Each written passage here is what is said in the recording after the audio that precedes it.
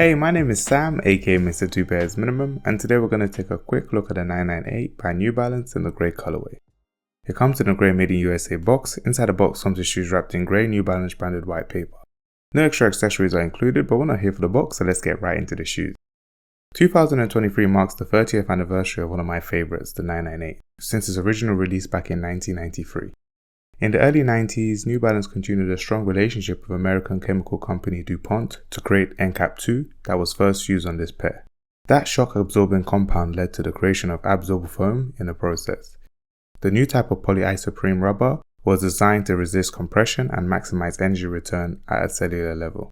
Released 3 years after the 997, design-wise the 998 feels like a sporty sibling, slimming down and tweaking the end logo placement, adding slightly more reflective paneling. Although the materials and colors are accurate, in this 2023 retro, I noticed a slightly sleeker shape to its upper, plus a narrow toe box. But what really disappointed me was the protruding heel midsole and extended tongue that's seen on recent retros. It's not the end of the world, but I prefer the 2016 to 19 era of 998s. These are still really comfortable and premium feeling. I stay true to my US 10, which is a UK half size up at UK 9.5, and it fits perfectly. These aren't a 2 pairs minimum anymore, even in this classic grey colorway. Do you agree? Let me know in the comments below.